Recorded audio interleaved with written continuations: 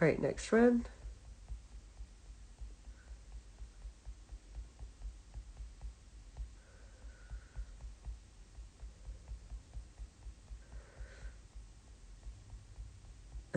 Oh man, he really, really wanted to say hi. I feel like just right off the bat, for some reason, there was obviously stress here, because the big clue here is that he wouldn't come off the start. So if you had said, okay, if you had released him and he'd immediately gone to see the judge, maybe I'd think, okay, well, he's being social. Or if he had not been sitting, if you couldn't get him to sit and he took off to see the judge. But he's sitting and holding his sit, and then on release, he doesn't go. And then when you encourage him and he finally gets up, he wanders off. So to me, this was all just a stress reaction, and I'm not sure, what to. Especially having not seen the previous start, I don't know if there is just stress with the whole start line routine. But to me, this is like displacement. It's like checking out, and then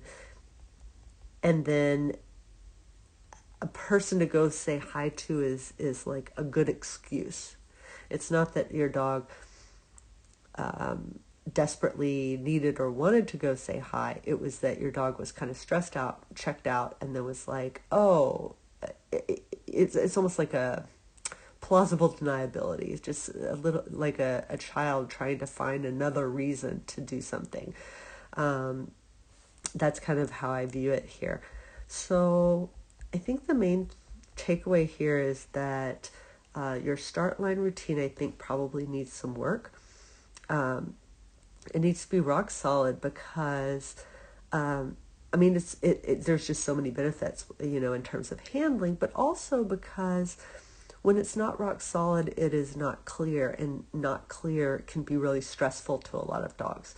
So I would go back and spend some time building up your start line routine, proofing it, knowing that you're doing that for his benefit, for the clarity, and so that y'all can get off to a really good start at the very beginning of the course, and then that's going to kind of set the stage for the rest of the course.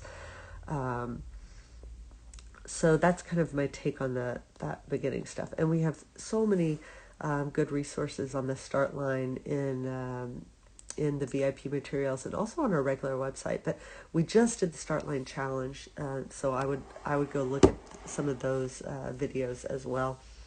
But think of it as just needing to start in a place of like confidence with your dog. And if your dog is often sticky like that, like they'll sit but they don't release, you actually need to spend some time heavily rewarding the release. So instead of having your dog sit and then rewarding them for the sit, you can have them sit and then release and reward them on the release. So you kind of have to build both pieces of it. So to me, this is all just a result of not being together at the beginning, connected at the beginning. I don't think this is your handling really. I think you're far enough ahead. You're driving to this tunnel. I think your dog is still, their head is still not quite in it. And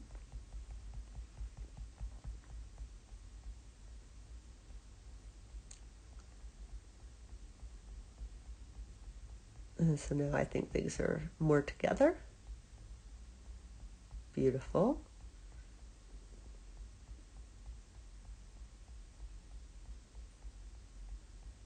Lovely.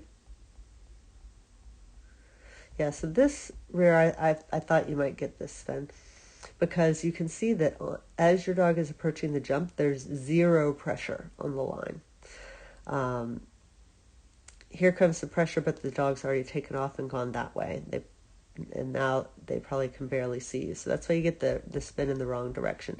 The key to this rear cross, I think, is to actually, and it's hard because you're coming off of this rear cross, to actually get as close as you can to the exit of the tunnel to give yourself more room. So your dog goes in. Rather than cutting this way, I'd cut more this way. Wait for your dog to come out, and then you can kind of indicate this jump let him get ahead of you, put pressure on the line. That's if you're going to do a rear cross. I think it's also reasonable to do a front or a blind here. I think coming off of this rear cross, it might be a little bit more difficult. But at this point, there's going to be a lot of pressure on the line because he's already almost to take off. So just late pressure there.